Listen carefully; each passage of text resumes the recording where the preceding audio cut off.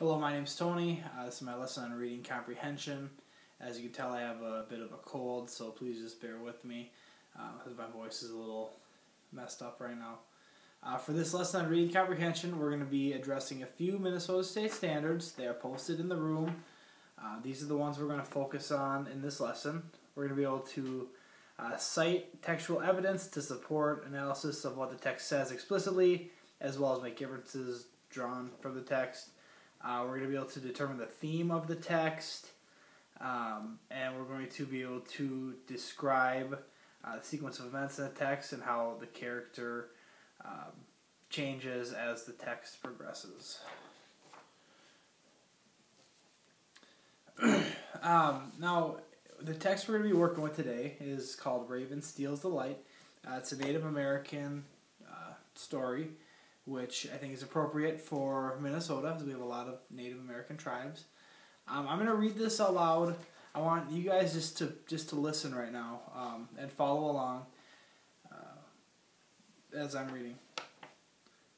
Raven steals the light. In the beginning there was no light in the world, because an old magician kept it hidden in a box inside his house. Raven, who was always hungry, didn't like the darkness because it was difficult to find food. One day, he was looking for food near the old magician's house. He heard a voice saying, "I have a box, and inside this box is another box, and inside this there is another box, and inside the smallest box is all the light in the world." Raven decided to steal the light. Raven waited until the old man's daughter went down to the river to collect some water. Just as she was dipping her basket into the river, he changed himself into a hemlock needle. Does anybody know what a hemlock needle is? No? It reminds me of like a needle from a pine tree. Have you guys all seen pine trees? And those kind of pointy green needles that they have? That's what a hemlock needle reminds me of. He changed himself into a hemlock needle.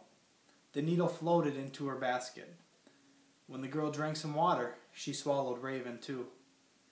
Inside the girl's belly, Raven took the form of a human baby. He grew and grew, and in time, she gave birth to a funny-looking child with black eyes and a big nose. The old man loved his grandson so much that he gave in to the child's every wish. Raven became spoiled and greedy. He was bored with all his toys and wanted to play with the box that held the light. Finally, the grandfather opened the box and tossed the glowing ball of light to Raven. As soon as Raven caught the light, he immediately changed into his bird form, holding the light in his beak. He flew up the chimney hole and into the dark world. The magician was angry. He wanted to get the light back into his box. He flew after Raven. The light was heavy in Raven's beak, and he was getting tired. The magician was coming closer. Raven broke off some pieces of the light and threw them into the sky. They became the stars. The magician was still coming closer, so Raven broke off another piece of light and threw it into the sky. It became the moon.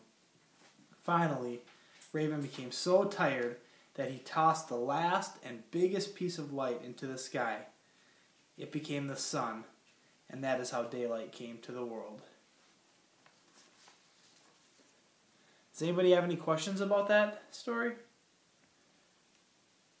Where do you guys think the story took place?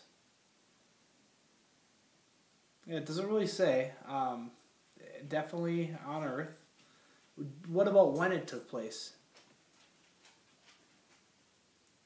Yeah, it doesn't really say either, but you're right. It happened. It sounds like it happened a long time ago, since the light has been around a long time. Now, do you think this is a true story, a non-fiction story, or is it a made-up story? Is it fiction? Yep, it's a made-up story by a Native American tribe. Now what we're going to work on as a group, I'm going to pass out a story map worksheet for us to work on. We'll do it together. I want you to just pay attention to the things that we're looking for in the story. The setting and time, which you guys have already kind of talked about. We're going to think about what characters were in the story, the plot, some of the main events, and the outcome. So now that we have this this worksheet in front of you, I'm going to reread the story, and I want you to think about some of the things that this worksheet's asking us for. The setting, time, characters, plot, main events, and outcome. I'm going to step back right now from the lesson. I would reread this, and the students would be able to hear the story again. This time they would be thinking about the things that the worksheet addresses, such as the setting and time, the characters, plot, all that stuff. And then they could be working on it as I'm reading. They could fill it in as they went along. Since this would be the second time they would have heard the story. So I'm going to jump back into the lesson, and we'll kind of work on filling out the worksheet together. All right, class, now that you had a chance to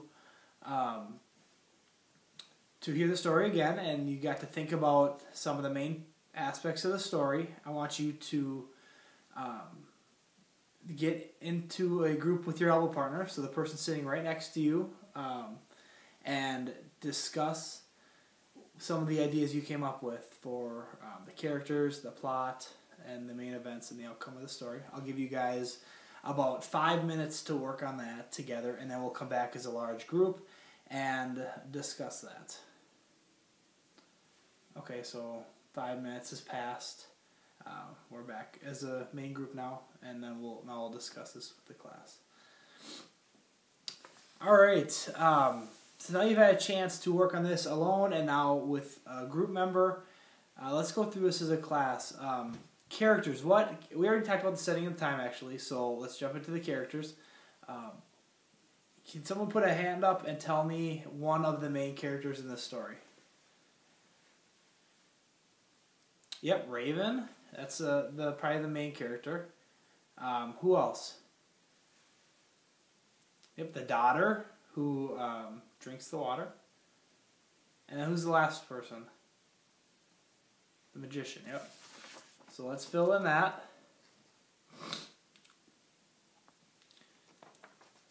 Very good. Now, what about the plot? Is there anyone that can tell me... put their hand up and let me know what the plot or the main idea of the story is. Yes, Tom. Raven decides to steal the light. And why does he do that? Does anyone know why Raven decided to steal the light? You can look back into the text if you need to. Yep, it was dark and it was tough for him to find food. So we will write in the plot area, Raven decides to steal the light. And we can write that he did it because he wanted to find some food. It was tough for him to do in the dark. Now we're going to look at some main events that happened along the way of the story, as Raven was trying to steal the light. How did he decide to steal the light, first of all? Does anyone have that? Yep, he turned himself into a pine needle, or a hemlock needle, and put himself into the daughter's water basket. So let's write that down. What did Raven do next? Yep, put your hand up, please. Yep, I'd like to call on you when your hand's up. Yep, he became born and was spoiled. He asked to play with the light. Very good.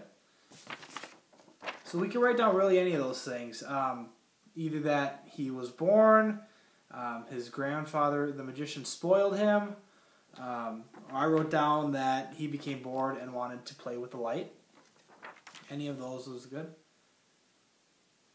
What happened next? Yep, the magician gives Raven the light. Very good. So let's write that down together. So I think my time is just about up. I'm a little over 10 minutes. If I had more time, I would go through the rest of this sheet. We would discuss the outcome of the story, and we would understand that this is a tradition, an oral tradition. It's not a true story. It's this a Native American version of how light came into the earth.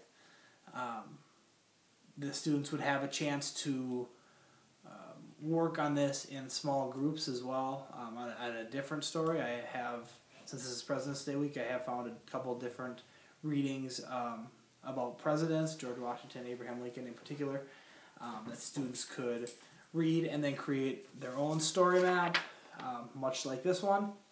And then in future lessons, they would be able to create story maps in other ways. They'd be asked to either do like a illustrated version, whether it's like a poster or